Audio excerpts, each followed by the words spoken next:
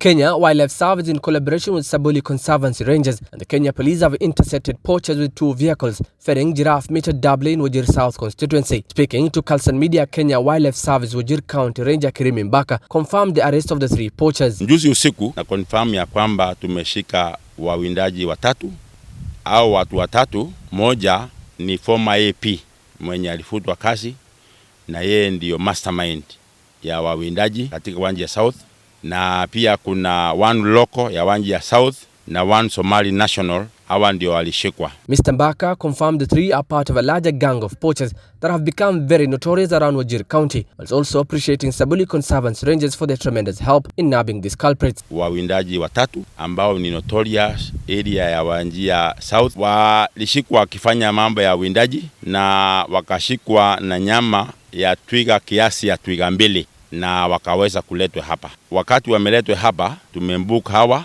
katika Wajir Police Station. Sitasahau kushukuru wale mashirika yenye imetusaidia sana katika kushika hii watu. Hii ni watu ambaye tumekuwa tukitrack kwa muda wa miezi karibu 3. Yale mashirika yametusaidia kuungana na hawa kushika hii watu ni watu ya SIPU ya huko Wajir South, Dabley Wildlife Conservancy, na pia kuna watu ya National Police Service kuungana na sisi KWS kuweza kushika hii watu. Northeastern Wildlife Conservancy Association Chairman Sharmake Mohammed confirmed the increase in poaching and the love of giraffe meat among the Somali community. And what we wanted to highlight was over a recent 6 to 8 months, there's a big increase in poaching of giraffe meat. For whatever reason, people believe, especially across the border to our neighbors in Somalia, they believe these giraffes are curing cures for ailments including COVID, and they found a big market. He believes vehicles ferrying in contraband along Wajir Somali border route as a key catalyst facilitating this business. These people bring contraband goods. These pro boxes and vehicles that were caught yesterday, they bring contraband goods, and with the support of some, unfortunately, rogue officers within the Kenyan borders, they bring these goods, sugar, and when they're going back, they kill the giraffes. They take wild game meat back to Somalia. And we're very saddened by the numbers now that are coming through the reports that we're getting. This particular group is responsible for killing not less than 40 to 50 giraffes. Mr. Mbaka laid down fears that the giraffe population in Wajir County have dwindled due to poaching, saying in the last recent census count, the numbers have doubled. Ndaji iko kwa sababu hata hapo mbeleni tumeshika watu wengi in relation to poaching na tumeweka kotini. Hawa wawindaji kuna gang nyingine we are still tracking, na hiyo gang I'm very certain ya kwamba hivi karibuni tutaweza kushika hiyo gang na kuwaweka ndani kama hawa wengine. We should not panic. Juzi KWS imefanya National Wildlife Census.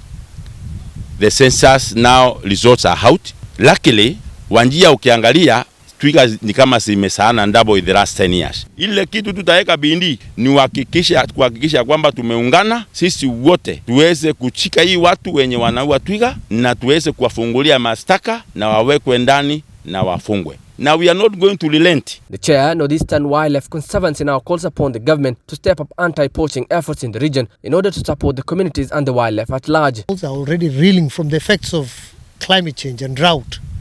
And on top of that, now these poachers, for whatever reason over the last 8 months, they've drastically increased their number. This poses, besides the poaching issue, it poses a greater security threat to our region. And we are asking for the government to step up the anti-poaching efforts in this region, to help us, to support the communities.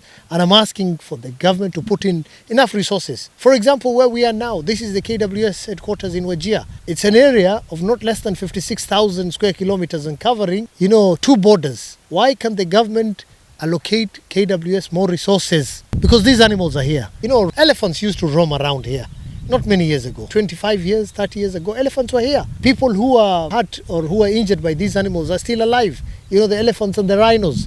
So in 20 years' time, where will we be without giraffes in Wajir? The 3 poachers, one a Somali government soldier and an ex-Kenya administration police, were earlier today arraigned in court and denied bail until their case is heard on 17th of September. Suleiman Abdikadir, Kalsan Media, Wajir County.